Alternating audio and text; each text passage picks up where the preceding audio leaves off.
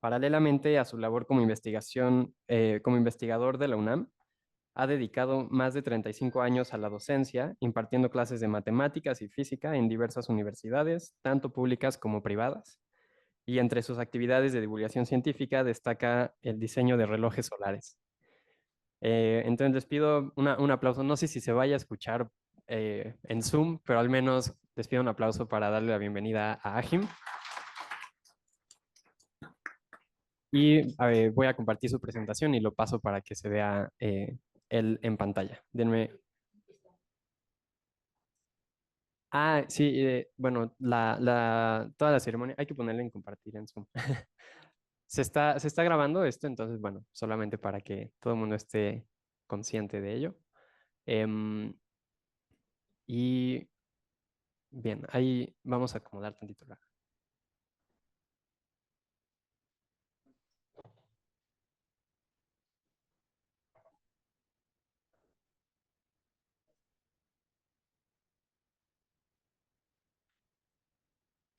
Hola, hola, ¿me escuchan? Sí, sí se escucha bien. Entonces, bueno, le dejo ya ahora sí el escenario, doctor. Muchas gracias por acompañarnos. Muchas gracias, gracias por la presentación. Bueno, pues antes que nada, deseo agradecer. eh, Parece que no está funcionando aquí mi control para mover las diapositivas.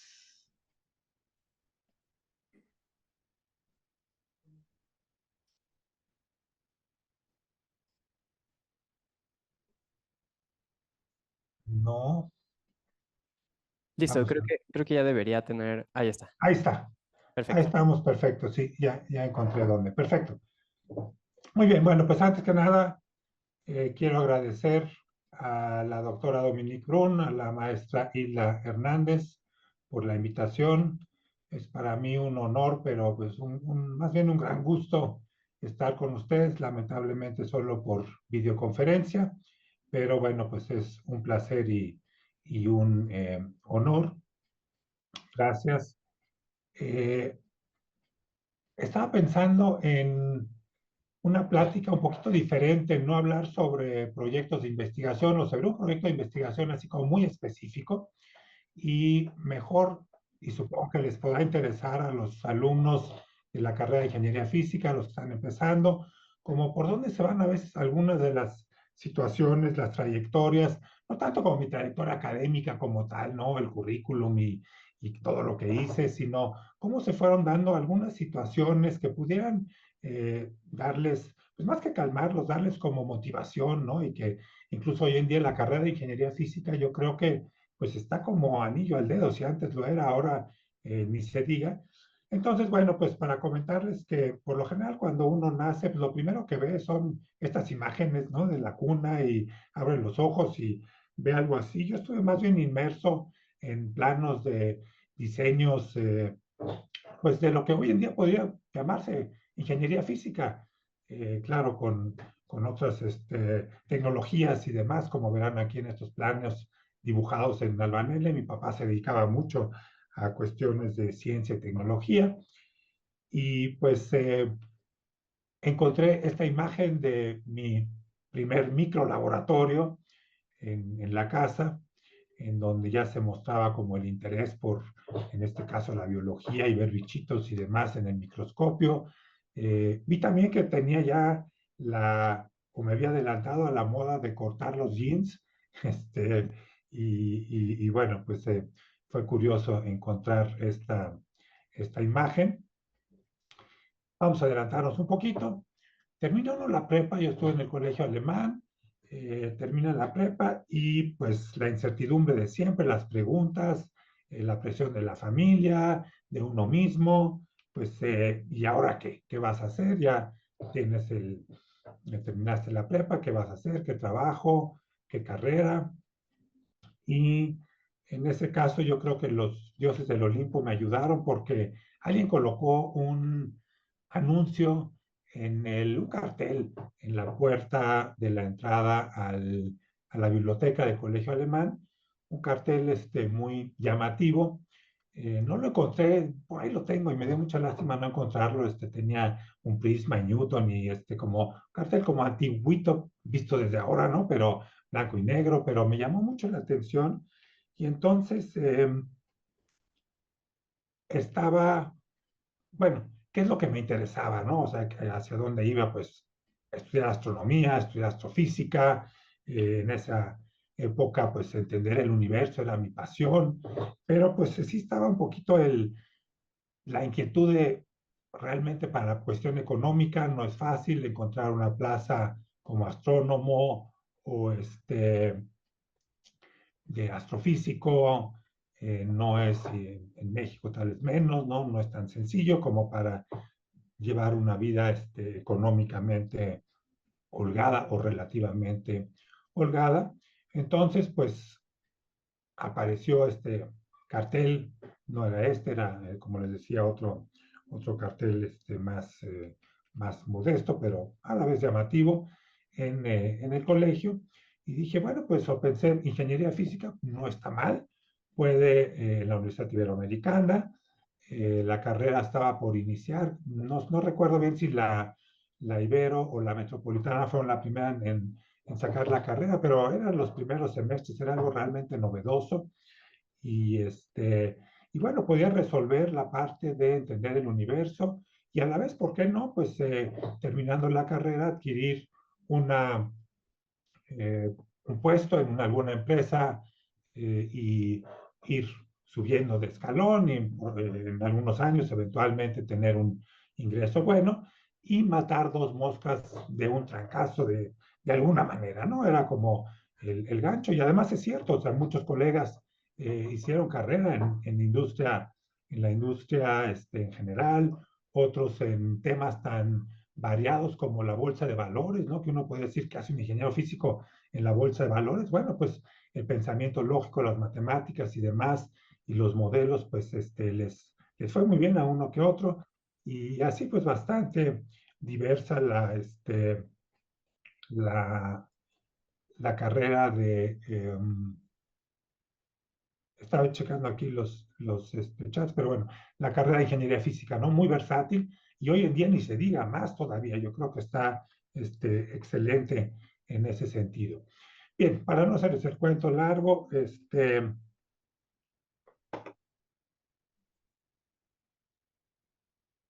aquí está. Para no hacerles el cuento largo,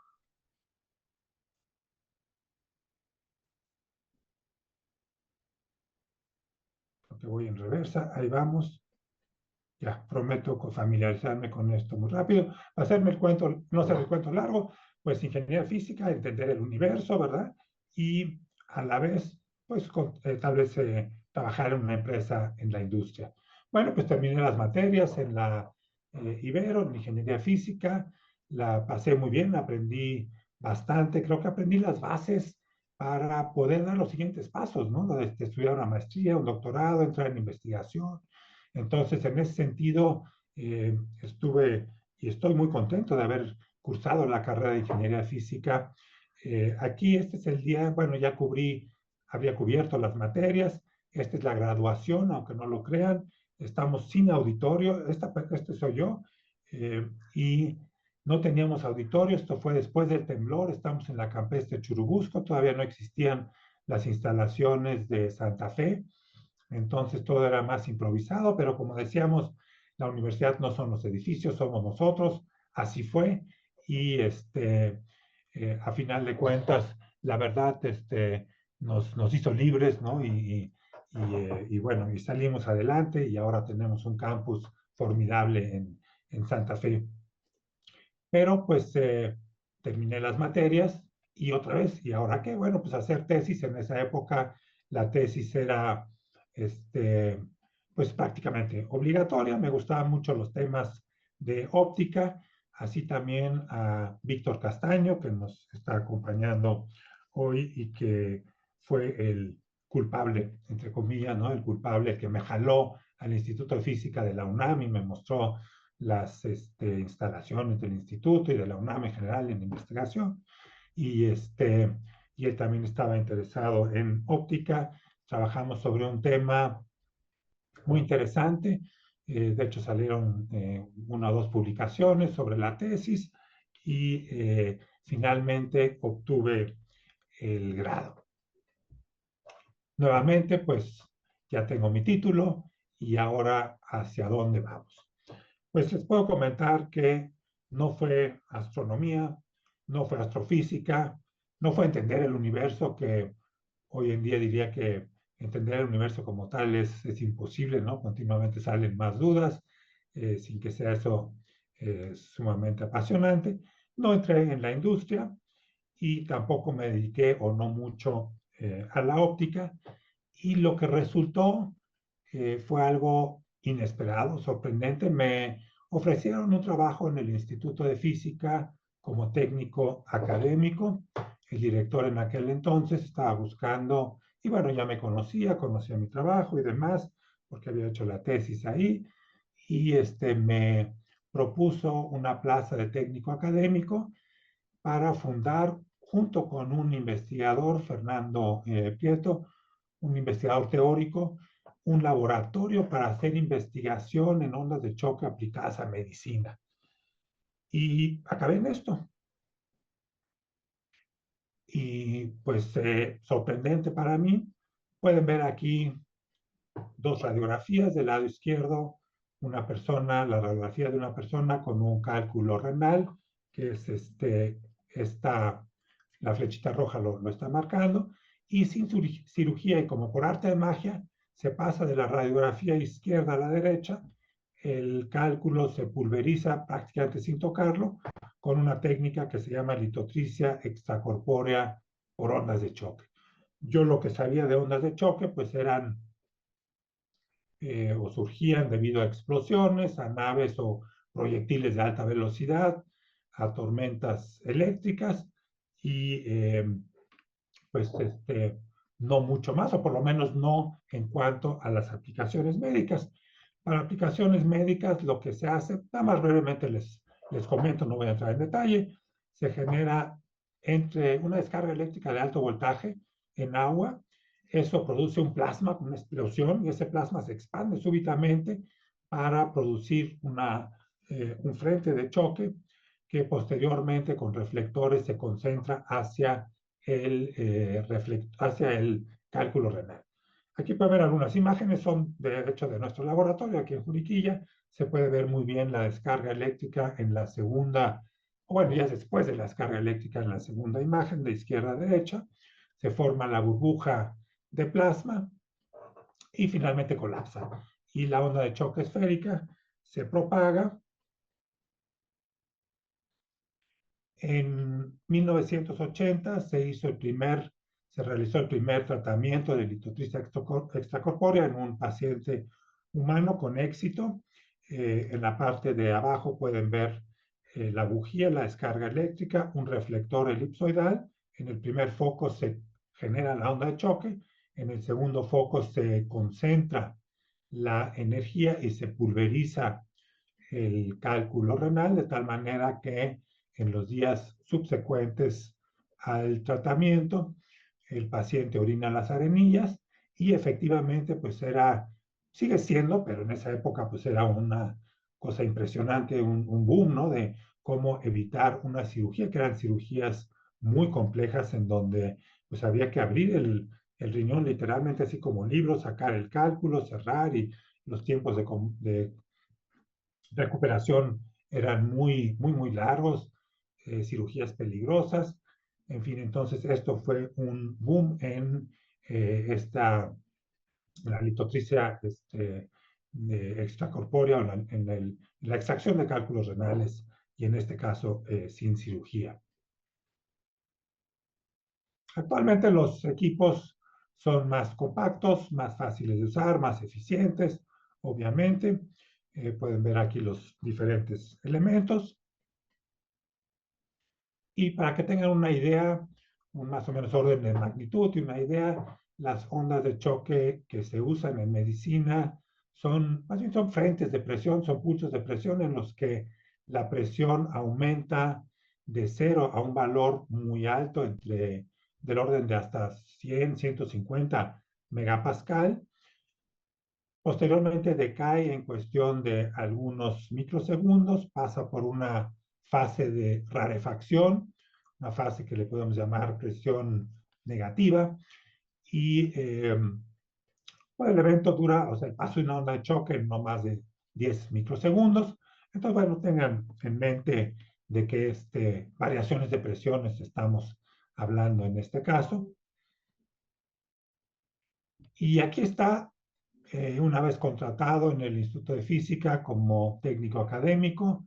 El grupo, como les decía, era un investigador teórico que trabajaba en cuestiones teóricas de ondas de choque, y yo quedé como el técnico académico que tenía que armar un laboratorio para hacer investigación en ondas de choque aplicadas a medicina, pues todo un reto. Entonces, el primer pues laboratorio, y este sí es micro laboratorio, pues ni siquiera había laboratorio, me prestaban un rinconcito en el laboratorio de electrónica, en el Instituto de Física en la UNAM en México, un rinconcito literalmente, y pues monté ahí una pequeña tina, generaba descargas eléctricas. Cuando hacía una descarga eléctrica al día ya era el gran logro, y medía eventualmente la producción bueno, de la generación de una onda de choque. Con el tiempo, pues se fue modernizando o completando el equipo, diseñé uno un poquito más elaborado para hacer experimentos ya con el reflector que pueden ver aquí, con un reflector de latón, un reflector elipsoidal, sistemas de medición de presión, y pues una fuente de alto voltaje, como verán, muy nueva, muy moderna. Esto pues, bueno, nos la donaron de la Universidad de Nuevo México, de una universidad de Nuevo México. Pues tiene pinta sí, de la Primera Guerra Mundial. Entonces, bueno, pues esto ya es un dispositivo más bien histórico. Pero bueno, pues después de 2 años logré diseñar, y en el instituto se hizo la construcción de un generador de ondas de choque con el cual ya se podía hacer investigación para pues el objetivo del laboratorio, ¿no? Investigación en ondas de choque, pero enfocadas hacia litotricia extracorpórea, o sea, mejoras de litotricia extracorpórea. Posteriormente se desarrolló el Mexilit 2, y incluso se diseñó el Mexilit 3, ya mucho más ergonómico y demás. Y actualmente, pues aquí hay algunas imágenes de nuestro laboratorio de ondas de choque en el campus de la UNAM en Juriquilla. Llegamos allá más o menos en 1999. Antes de eso éramos un departamento asociado al Instituto de Física de la UNAM. Posteriormente nos mudamos, lo cual me dio mucha alegría en muchos sentidos, a Querétaro, y se fundó bueno, o se desarrolló el laboratorio de ondas de choque en esas instalaciones. Fuimos creciendo de centro de unidad todavía asociada a departamento del Instituto de Física a Centro de Física Aplicada y Tecnología Avanzada. Pronto, eventualmente, seremos instituto, pero bueno, el laboratorio de ondas de choque ya está muy completo.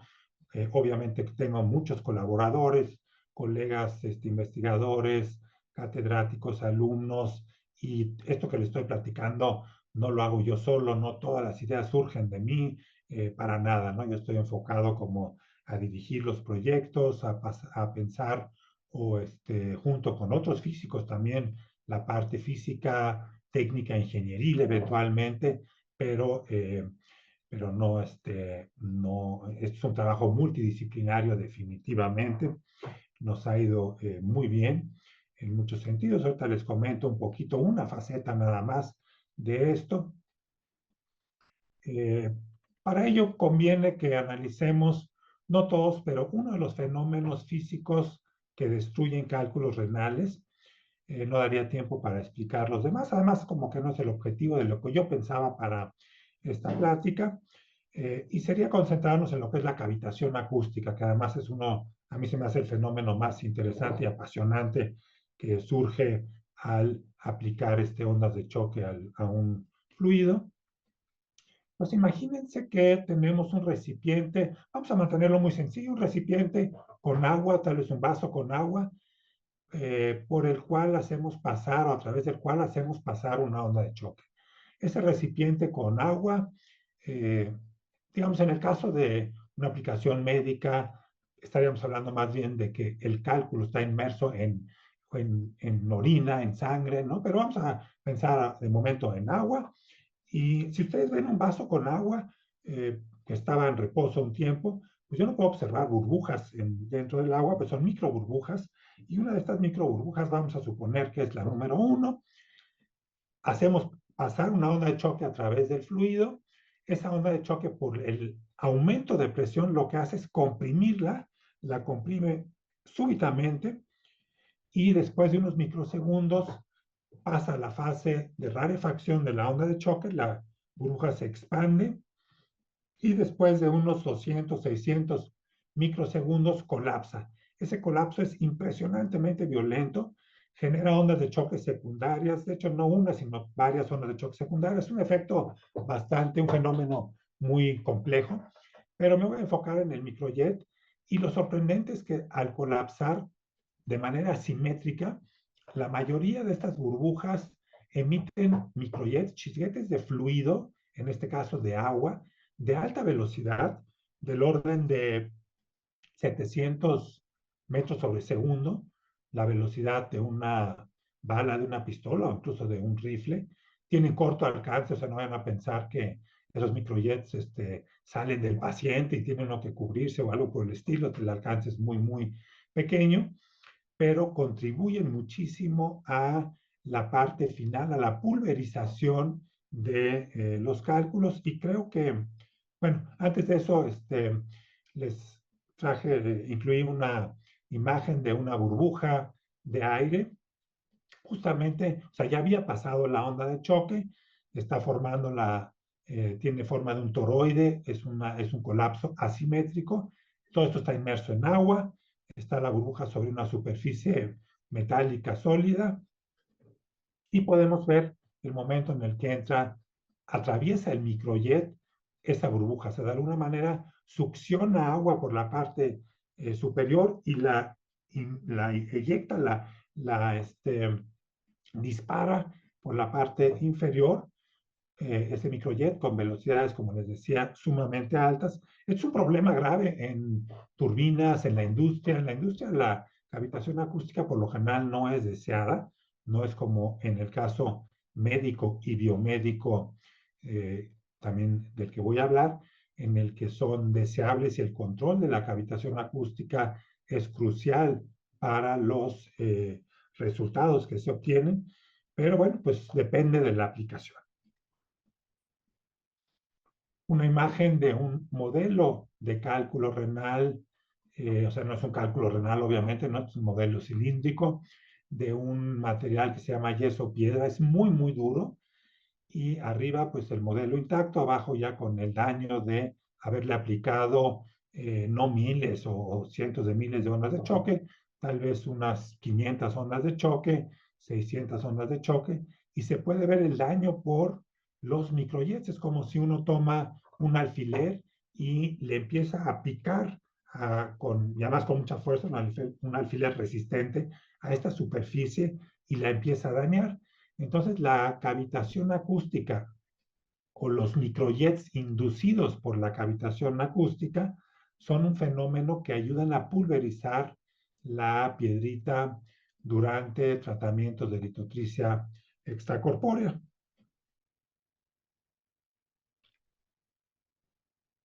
Bueno, pues propusimos en el grupo varias mejoras a los equipos de lithotripsia. Fueron varios años, 10, 15 años de investigación, con sus subidas y bajadas, pero con mucho éxito. La verdad nos fue muy bien, varias publicaciones, por ahí incluso patentes y demás.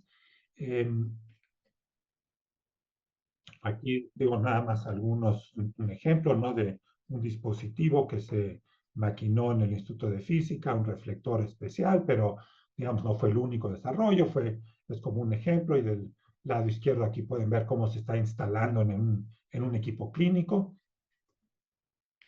Y posteriormente, pues se pasa a los hospitales. No hay que hacer ya en un equipo clínico las pruebas de medición de presión, de fractura de cálculos renales y demás pruebas que les llamamos, bueno, in vitro. Y una vez que todas estas pruebas cumplen con los requisitos, pues no hay de otra y se pasa a los experimentos con animales, que pues a nadie nos gusta, pero por norma, si no, pues eso se queda tal vez en patentes, en el archivero, bueno, en la computadora, esas innovaciones, en publicaciones que tampoco dan a mucho, pero si se quiere llegar a una aplicación clínica, a un avance clínico, se tienen que hacer experimentos, hay normas y demás, y se hacen el mínimo número de experimentos. En este caso estamos en el nuevo Hospital Civil de Guadalajara, parte aquí en la UNAM, en el Hospital Puerta de Sol de Guadalajara, y están haciendo pruebas de litotripsia extracorpórea con cerditos a los que se les implantaron cálculos renales. Y bueno, cabe decir que el cerdito se dice, bueno, ¿y por qué en un cerdito y no una lagartija que tal vez nos causaría menos, pues, cuestión sentimental el sacrificarla o el exponerla a estas situaciones? Bueno, pues porque el aparato urinario del cerdo se nos parece mucho. Algunos de ustedes podrán pensar en que tal vez también otras características de los cerditos se nos parecen, pero bueno, es el mejor modelo, son muy parecidos al humano en esa parte.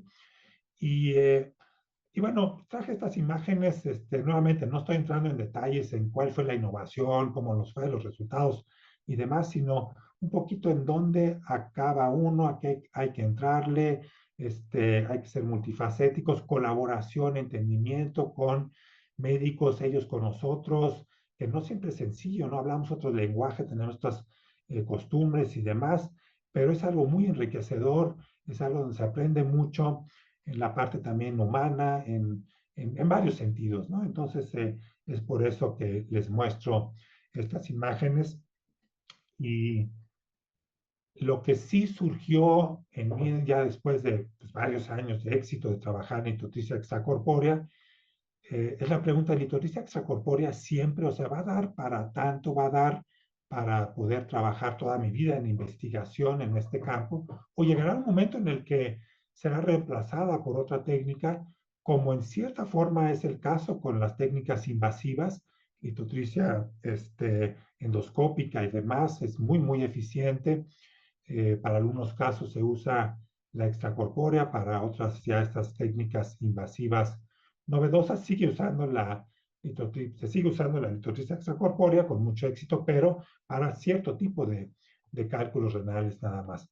Entonces, bueno, pues esta pregunta es válida y pensé que tal vez en algunos años iba a acabar en algún tema totalmente diferente, tal vez no tan diferente como astronomía, ¿no? Pero, o por hobby, como hobby sí, pero sí ir variando.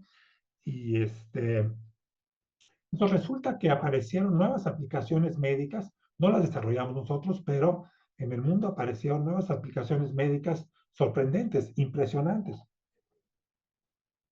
Como ejemplo, las que más me impactan son la cura de fracturas óseas con ondas de choque, de lesiones en articulaciones, el tratamiento de heridas con ondas de choque. Y aquí seguramente les brinca la diferencia entre pulverizar, romper objetos, por ejemplo, cálculos renales o algo que se ponga en el generador de ondas de choque, y estas aplicaciones que no implican, o sea, no es que generemos fracturas óseas, se puede, pero la idea es consolidación de fracturas óseas, o sea, generar la cicatrización, osteogénesis de fracturas que no cicatrizan, resolver lesiones en articulaciones y tratar heridas que no cicatrizan. Entonces, se trata de generar y de estimular el crecimiento celular con energías bajas de ondas de choque, cuando con energías más altas y otros perfiles de ondas de choque, pues lo que se logra dentro de un organismo, dentro de un cuerpo, es pulverizar, romper una piedra, ¿no? O si fuera necesario, eventualmente incluso una estructura ósea, pero bueno, pues por ahí no va la cosa. Entonces, esto abrió un campo de estudio impresionante en el que parcialmente entramos, estamos dando más bien asesoría en esos temas. No me resistí a traerles porque estoy tan impresionado todavía de estas técnicas. Dos casos. Es el caso de un niño de 8 años que se fracturó el fémur. Pueden ver del lado izquierdo que se le hizo una cirugía, se colocaron pues para mí es algo muy agresivo, ¿no? Los tornillos, varillas, taquetes, bueno, que no me escuchen los traumatólogos y demás, pero bueno, es el método para inmovilizar esa fractura y después de 14 meses post cirugía no cicatrizaba, está exactamente igual, o sea, si se imagina que quitamos esos fierros que están ahí y se ve la fractura, ¿no? Donde está el circulito rojo, sigue exactamente igual.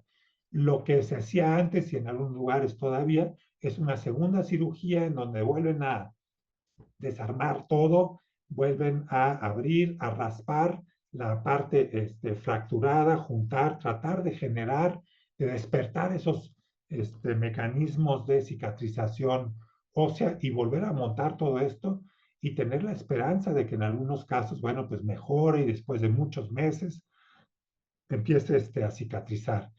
Aplicando ondas de choque después de 2 meses, con unos cuantos tratamientos, no piensen que se aplicaban 2 al día o algo por el estilo, 2, 3 tratamientos de máximo 1 hora, sin anestesia, sin mayor complicación. Este fue el escenario, entonces pues una maravilla. También les voy a mostrar ahora otra maravilla, pero les advierto que la imagen que va a aparecer ahora es desagradable, es muy impresionante, es la herida de un paciente muy común, de un paciente diabético, una pierna, una úlcera, que no cicatriza con todos los métodos de higiene, limpieza, antibióticos de meses, no cicatriza ni se queda así, es un gran peligro, sobre todo de infección, y bueno, pues no puede estar uno así. Con el tratamiento de ondas de choque, pues se resolvió de manera mágica. Entonces, aquellos que quieran cerrar los ojos o ver hacia otro lado, sé que no lo van a hacer porque uno es curioso, ¿no? Pero por lo menos ya está la advertencia. Aquí está la herida, una úlcera de un paciente de 56 años, diabético, fumador, y esto no crean que es reciente, o sea, estuvo bajo tratamiento de todo tipo, eh, antibióticos y demás, y no, simplemente no había forma de que cicatrizara, pero después de 2 tratamientos, 6 semanas después, 2 tratamientos de ondas de choque, sin anestesia, sin antibióticos, vean qué maravilla. Entonces, bueno, comprenderán por qué quise traer esta imagen para los que no están familiarizados con el tema. La regeneración de tejido con ondas de choque es algo impresionante. Regresando un poquito a la dinámica o el objetivo de esta plática, ¿no? Un poquito de hacia dónde me fueron llevando las cosas, pues hacer investigación nueva si queremos dejar un poquito a un lado o seguir paralelamente con lo de litorista extracorpórea, pues hay que hacer investigación, pero actualmente la investigación tiene que ser de frontera, y frontera significa en todo el mundo, ideas nuevas, avances, progreso, adelante, soluciona problemas, y se puede hacer el investigador solo en su cubículo, obviamente lo puede hacer, pero a mí me ha resultado excelente la colaboración multidisciplinaria, incluso con personas, o más bien con personas de otras áreas, y, y esto ha resultado pues en el café, ahí en el café donde uno platica, estamos tomando el café, viene un biólogo, hola, ¿qué tal? ¿Cómo estás? ¿Qué estás haciendo? Esto y aquello, que los microjets, las células, y esto, pues ¿qué es lo más novedoso? Pues esto, y oye, ¿que no se podrá hacer esto y aquello? Y le digo, bueno, sí, eso está súper fácil, pero lo que está en chino es cómo le vas a hacer con el DNA, las células, y entonces tal vez él me dice, pues eso es pan comido, es muy sencillo. Y entonces uno dice, pero ¿cómo? Y en fin, se va desarrollando y surgen, por ejemplo, en el café, a veces hasta en el baño, las ideas. Y así fue el caso con un biólogo decidimos tratar de incorporar material genético al interior de una célula usando justamente los microjets. Ya se hacía con células de mamíferos y nosotros lo seguimos haciendo en conjunto con el Instituto de Neurobiología aquí en el campus de la UNAM. Y decidimos probar en bacterias y en hongos. Y obviamente mi asombro fue así como bacterias y hongos como, ¿para qué? ¿No? Para mí los hongos son los que conocemos del súper y no les tenía como, o sea, afecto en ese sentido, pero no como admirarlos en otra, para la parte biotecnológica. Entonces, bueno, la idea central es el cambio de propiedades celulares por la introducción de ADN. Se tiene un fluido en torno a la célula que contiene ADN o millones de células en un fluido con ADN y el microjet que es del fluido y que contiene el ADN inyecta a la célula esas macromoléculas.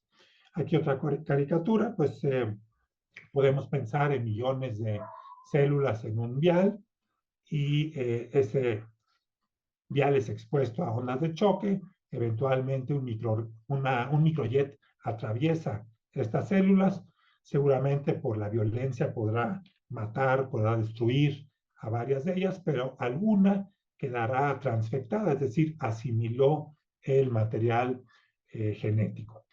Entonces, bueno, aquí traje una de células humanas, pero esta no es de hongos, nada más porque me gustó mucho para que vean la perforación que generó uno de estos microjets. Se ve como muy claro, muy espectacular, una imagen de microscopio electrónico. Son células humanas de cáncer cérvico-uterino, pero ahora vamos a regresar a esta idea de los hongos. Transformación de hongos microscópicos, ¿como para qué? Se ven muy bonitos en el microscopio y todo, pero pues eso no sonaba muy atractivo. Bueno, pues resulta que los hongos filamentosos, así se llaman estos hongos microscópicos, pues producen antibióticos, insulina, anticoagulantes, en fin, un montonal de compuestos muy importantes para la industria de los alimentos, para la industria farmacéutica. Yo no sabía eso. Y de hecho, un ejemplo impresionante que tampoco sabía en esas épocas y que realmente me impresionó es que este hongo Aspergillus niger es el principal productor o casi el único productor mundial de ácido cítrico. En el mundo se requiere muchísimo ácido cítrico para muchas aplicaciones. Se producen 1.8 millones de toneladas por año. Ayer lo volví a checar porque me parece sorprendente. De hecho, encontré que ya son 2 millones de toneladas por año, pero bueno, se usa muchísimo. ¿Y cómo o quién los produce? Un hongo al cual se le transformó genéticamente para que en vez de producir poquito, produzca muchísimo.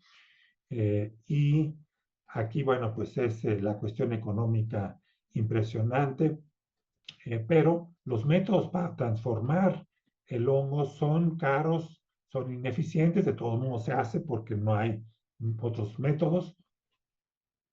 Y entonces empezamos a estudiar principalmente 4 hongos, esto ya tiene algunos años, Aspergillus niger, Trichoderma raceyi, y bueno, ahí los nombres son hasta difíciles de leer y mucho menos de aprender. Para mí esto siempre fue como algo sacado de una película de Harry Potter, ¿no? De algunas mezcolanzas ahí, de algunas pociones mágicas, pero en realidad el Aspergillus niger, bueno, como comentábamos, produce ácido cítrico, otros producen proteínas, otros degradan lignina, otros causan plagas en plantíos. Bueno, no es que queramos generar plagas en plantíos, sino al revés, ¿no? Inhibir, generarlo, modificarlo genéticamente para que inhiba su capacidad para generar plagas. En resumen, lo que hacemos es colocar un vial o colocar una pequeña, es una bolsita, ¿no? Podemos llamarle vial, pero una bolsita de unos cuantos mililitros con miles o, bueno, millones de esporas en suspensión se le anexa una proteína verde fluorescente. Es el posicionador del generador. Aquí nada más se muestra una parte de un generador de ondas de choque, que de hecho es piezoeléctrico, no es el que les mostré con descarga eléctrica. Pero bueno, de momento no importa. Y se aplican de 50 a 200 ondas de choque, más o menos con esta energía. Se le anexa además en el vial, o sea, en el fluido que rodea a las esporas, un gen de resistencia a antibiótico. Y si no le aplicamos ondas de choque y lo dejamos así, no incorpora la proteína verde porque es una molécula muy grande y tampoco el gen de resistencia al antibiótico.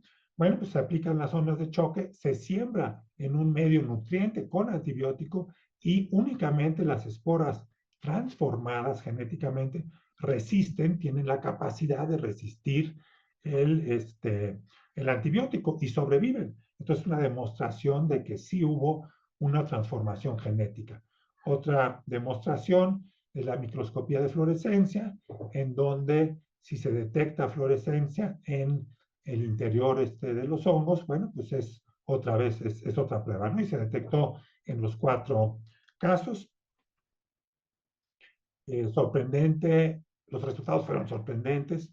En el caso de Anniger, el método convencional, aquí, bueno, es una medida de eficiencia, ¿no? De transformantes por 10 a la 7 esporas. En el caso tradicional, se logran por lo general 220. Nosotros logramos pues casi 10 veces más. En el caso de Oxysporum, casi 20 veces la eficiencia, y Terresei y Chrysosporium nunca han podido ser o nunca se lograron transformar, o sea, no había forma de hacerlo, a pesar de que estaba la necesidad, el deseo, el beneficio, y con ondas de choque pues se logró la transformación y con una eficiencia bastante buena. Entonces, bueno, pues esto es algo no, no más interesante. A mí se me hace que es como, realmente como una película de Harry Potter, ¿no? Hay muchas de las situaciones que me comentan los biólogos, a mí se me hacen totalmente mágicas. Tal vez a ellos al revés también, ojalá, porque así los mantengo muy interesados. Una imagen de Aspergillus niger, de las esporas asexuales, ¿no? Que se llaman conidios. Aquí las dos fueron tratadas con ondas de choque, del orden de 200, 400 ondas de choque. De momento no voy a entrar en detalles en los parámetros y hay muchísimas situaciones detrás de esto. O sea, no es nada más aplicar ondas de choque de un tipo y ya. Las flechitas negras, yo ya me la creo, pero los biólogos decían que ahí están las perforaciones que hicieron los microjets. Y me la creo porque ahí está la evidencia, ¿no? Porque sí está funcionando. Entonces, bueno, pues observen el daño que está aquí donde se muestra lo que muestran las flechitas negras a la superficie de Aspergillus niger.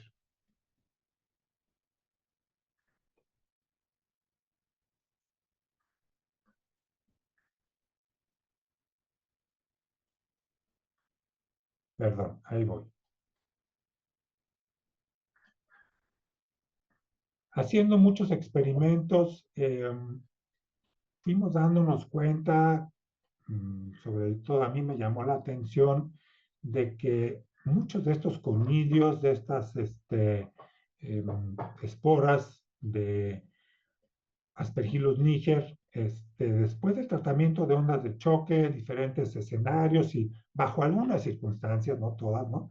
Pero bajo algunas circunstancias se mostraban de esta manera como rasuradas, como que ya no tenían esto a lo que llaman ornamentación los biólogos y que a mí me gusta más, que se ve, así se ve más lindo que esta parte como lisa.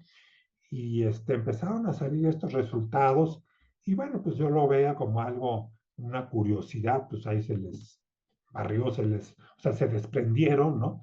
Y los expertos en el tema me decían que esto pudiera ser algo extremadamente interesante en el sentido de que la espora no se está rompiendo, pero le estamos rasurando, y en inglés literalmente se llama shaving, de rasurar, ¿no? Le estamos rasurando la superficie sin romperles la cabeza, sin romper el conidio, y eso es extremadamente interesante porque en la pared celular, en la superficie de estos conidios, hay compuestos para producir antifúngicos, vacunas, anticoagulantes, y acá abajo, bueno, pues otra vez la imagen, ¿no? Con la ornamentación que a mí me gusta y que se ve interesante, pero justamente esta ornamentación es lo que logramos desprender de los conidios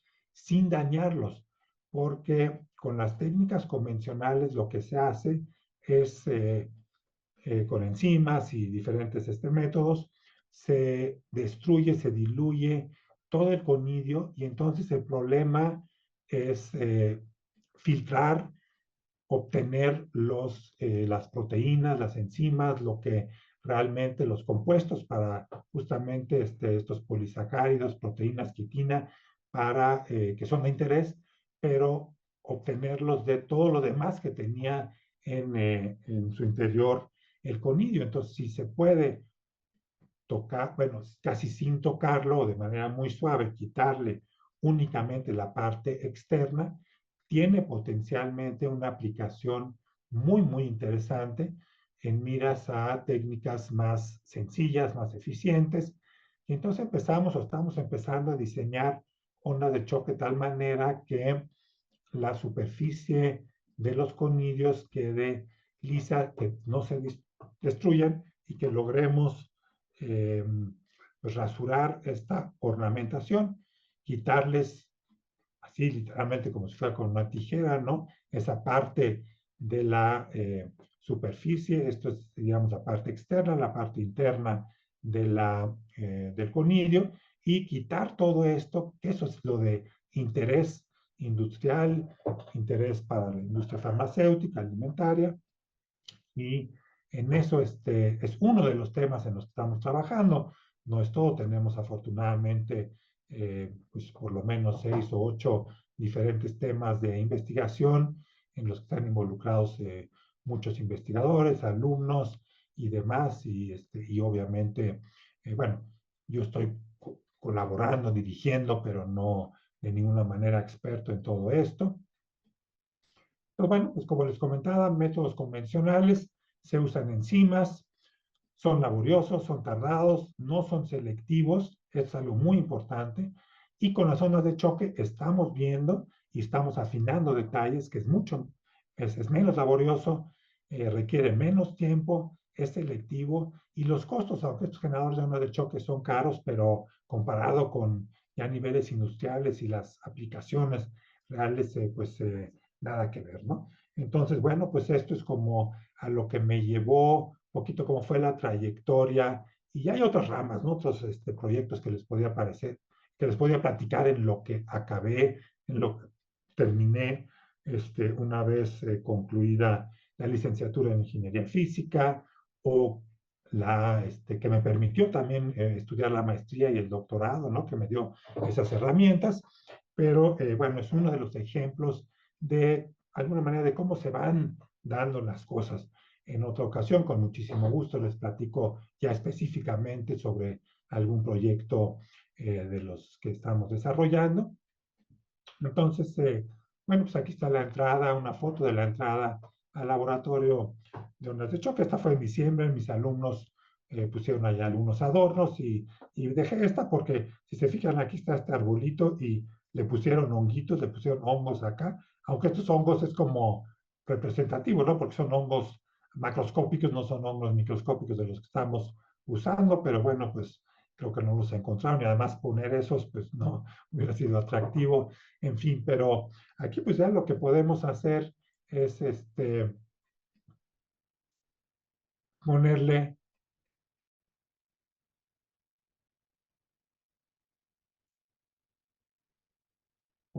barbería de ondas de choque en vez de laboratorio de ondas de choque, y me refiero a la barbería, al shaving de estos conidios, que estos experimentos son muy, muy caros, más que o sea, caros en general, ¿no? Tanto nuestro método como los demás, por todos los productos, los reactivos biológicos que se usan, no tanto la parte física. trabajar con biólogos es algo extremadamente caro. Llegan, hacen un pedido, llega con un vial de algunos microlitros que vale más que oro molido, pero en fin. Entonces, bueno, pues bienvenidos también a la barbería. Cuando quieran, con todo gusto, les damos visitas, lo hemos hecho, obviamente. Eh, Tal vez si quieren, pues incluso podemos cortarles el cabello. Por ahí tenemos también en el laboratorio maquinitas para cortar este cabello, pero tal vez, bueno, pues otros experimentos que puedan aprender algo novedoso, que podamos nosotros aprender de ustedes, que sea algo divertido y eventualmente, pues, pasar de esta imagen a esta, que es la, generar asombro en ustedes o en los alumnos sobre todo y despertar el interés por la investigación. Quiero mencionar aquí los nombres de los colaboradores relacionados con el rasurado de conidios, ¿no? Obviamente hay muchísimos colaboradores y ha habido a lo largo de todos estos años que les he platicado, pero la doctora Blanca Millán, el maestro Francisco Fernández Escobar, el doctor Miguel Gómez Lin y el doctor Miguel Martínez Maldonado son los principales colaboradores que tengo y alumnos de licenciatura, maestría y doctorado que están trabajando en estos temas. En cuanto a lo que fui tocando así de algunas situaciones, la colaboración ha sido en lo largo de toda de la trayectoria del Laboratorio de Ondas de Choque, pues con muchísimas instituciones, y eso ha sido como debe funcionar, yo creo, hoy en día, porque aunque nuestro laboratorio ya está bien equipado, pues no tenemos microscopios de alta resolución o de fluorescencia, o en fin, pero no tenemos por qué comprar esos equipos nada más para laboratorio. Entonces, la idea obviamente es a nivel UNAM, a nivel, primero a un nivel campus, luego Querétaro, luego país, ciudad universitaria, México, en fin, o extranjero, intercambiar o usar equipos que ya tienen y eso es la parte multidisciplinaria que hoy en día es extremadamente importante y que eventualmente supongo que Víctor en unos momentos nos va a platicar un poquito de hacia dónde vamos y que dudo que la parte la parte multidisciplinaria y de colaboración quede fuera de esta plática. Bueno, pues muchas gracias. Espero que les haya interesado, que eventualmente despierte algunas inquietudes y nuevamente muchas gracias. Es un honor haber estado aquí con ustedes y si tienen alguna duda y si todavía tenemos tiempo para algunas dudas con mucho gusto, si no, pues tienen mi correo, pueden visitarnos y estamos abiertos para colaboraciones o simplemente para alguna visita de curiosidad. Vengo por curiosidad y nada más eso con muchísimo gusto. Gracias.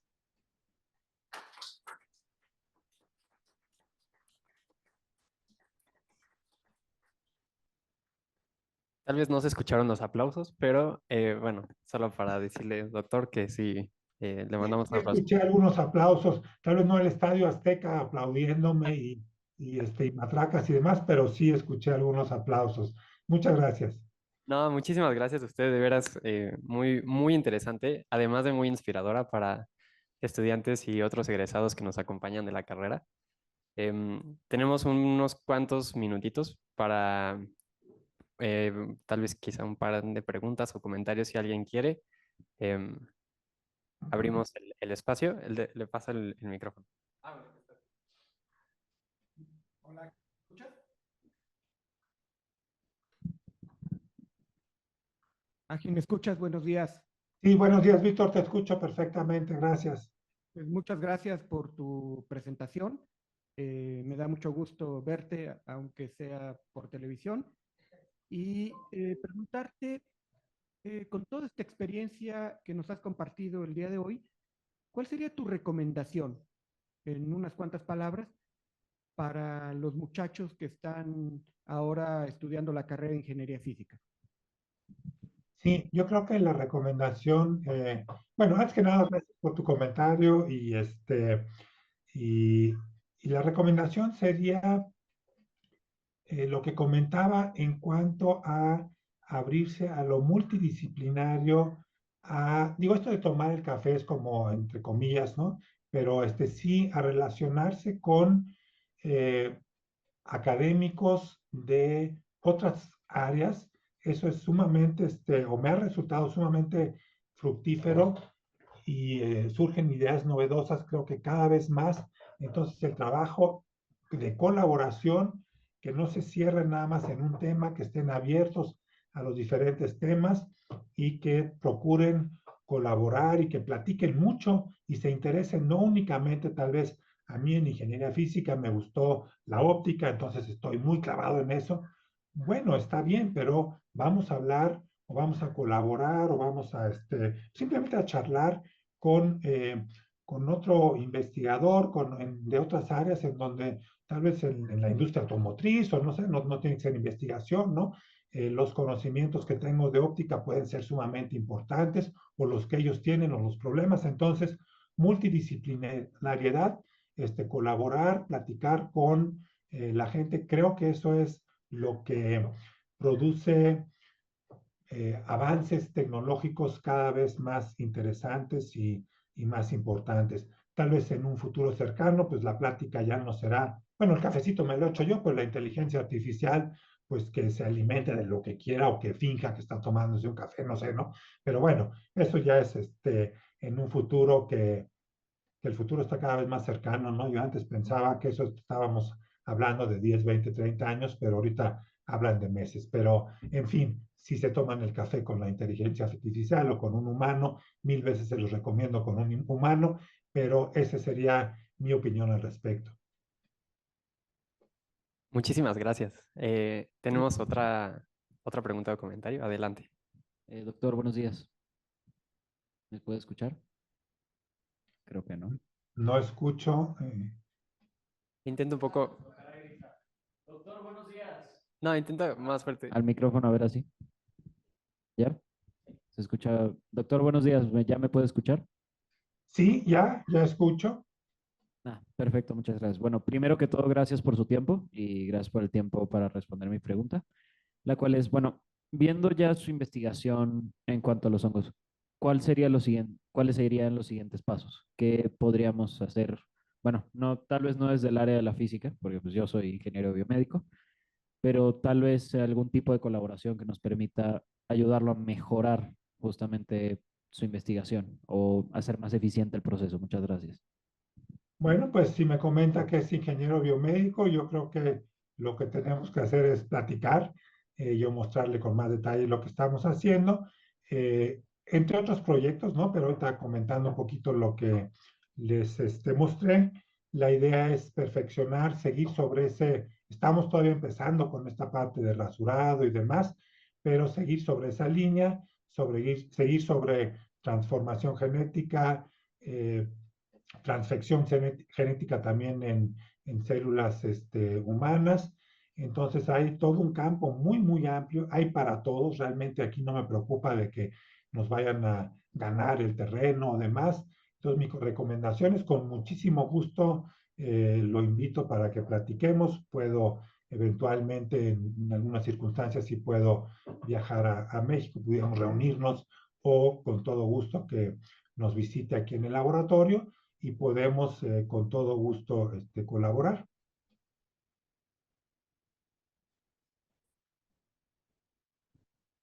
Doctor, José Luis Urrusti aquí, pero el alumno que acaba de contestar, Francisco, le manda pues su agradecimiento por la respuesta.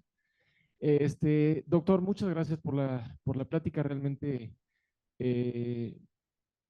yo diría que pues es una de esas pláticas que pueden hacer la diferencia justamente en la trayectoria de nuestros estudiantes. Así que yo también le agradezco. Y le pregunto, doctor, si en cuanto a pie diabético o lesiones causadas también por la diabetes que usted platicó, si esto continúa, si su grupo continúa con esa investigación, con ese desarrollo, que creo que también puede ser una cuestión muy importante a nivel de salud pública. Todos sabemos que además hay muchas amputaciones sí. de pie por pie diabético y por otras causas, pero sobre todo el pie diabético es algo que es de preocupación general. Si Sí, es una muy buena pregunta o comentario, ¿no? Es algo muy, muy grave. Nosotros no estamos trabajando sobre el tema, lo mostré nada más porque pues se me hace impresionante. Afortunadamente, en muchas partes del mundo ya está tomando auge esto y está resolviendo los problemas. No quiere decir que sea perfecto, ¿verdad? Pero es una gran solución, es un gran problema. No estamos trabajando en el laboratorio en esos temas, pero tampoco descarta que lo pudiéramos hacer en algún momento.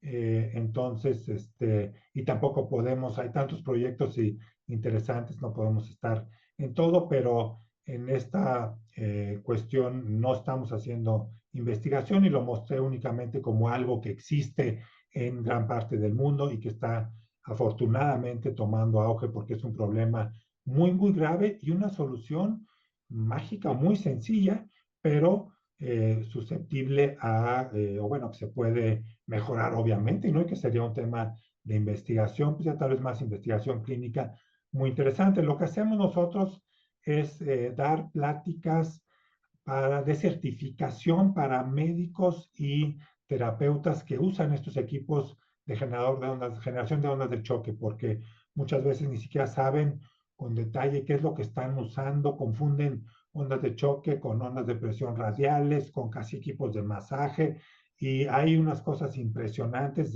incluso peligrosas, ¿no? O sea, una cosa es darle un tratamiento de celulitis a una persona con ondas de presión radiales, superficiales o una especie como de masaje, y otra cosa es aplicarle ondas de choque. Y entonces si tienes celulitis en el vientre o demás, y aplican ondas de choque con energías altas, y lamentablemente la regulación va detrás de todo esto y es fácil conseguir y no tan caro, un equipo de generación de ondas de choque como para ponerlo en un consultorio. Entonces, en ese sentido, estamos apoyando con cursos de certificación para que ojalá se requiera en un futuro legalmente una especie de licencia que a mí me permite como médico, como fisioterapeuta, dar tratamientos a pacientes.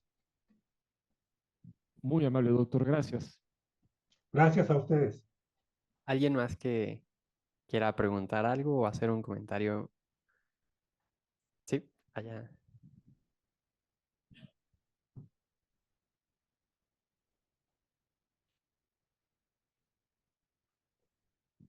Hola, doctor, soy la hija del doctor Castaño. No me ve, pero soy María. Hola, sí me conoce, sí se acuerda de mí.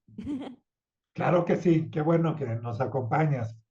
Sí, sí, bueno, mi pregunta más va hacia si habría la posibilidad de que se pudieran aplicar ondas de choque para la corrección, perdón, de craneosinostosis, que es cuando se fusionan las suturas prematuramente en el cráneo. Pasa en pacientes pediátricos. Entonces, normalmente lo hacen endoscópico o ya después de los 7 meses no se puede hacer endoscópico y tienen que hacer una abertura, pues no es nada superficial. Entonces, pues estaría padre ver si se puede aplicar ondas de choque para pues volver a abrir estas suturas sin tener una intervención quirúrgica. Sí, escuché un poquito débil, o sea, sería en el cerebro y el objetivo o el padecimiento, ¿cuál es? Es en el cráneo y es Sí. cuando básicamente las suturas que pues todavía, o sea, se forma el hueso en las suturas craneales prematuramente. Entonces, Ok. volver a abrir y normalmente es quirúrgico. Entonces, bueno, mi pregunta va dirigida hacia si es posible utilizar, o en teoría sería posible utilizar ondas de choque para volver a abrir las suturas sin necesidad de una intervención quirúrgica en un paciente pediátrico. Sí, podría ser, por un lado, porque es pediátrico y tal vez hasta hace un par de años hubiera sido mucho más escéptico, pero ya se están usando ondas de choque para aplicar a través del cráneo, que obviamente tiene una impedancia acústica muy diferente que el tejido blando, y se distorsionan y demás, pero se están usando. Entonces, pensando en cráneos un poquito más dúctiles, quisiera yo pensar, ¿no? Pero estoy hablando pues nada más desde el punto de vista físico. No lo veo descartado, habría que ver los detalles y pudiera ser una posibilidad, es decir, no estás de ninguna manera proponiendo alguna barbaridad o algo que es imposible, ¿no? Y sobre todo porque ya hay, y lo podrás encontrar en internet, o te puedo mandar esta información, tratamientos con onda de choque en el cráneo. Eso ya es pues ya es un hecho también, entonces es factible. Sí, habría que ver todos los detalles, pero pudiera ser factible, sí.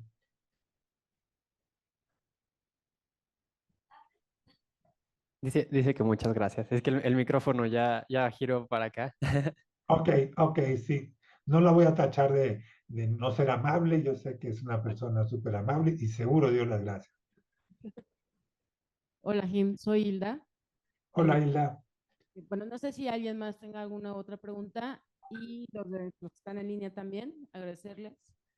No hay nadie. ¿No?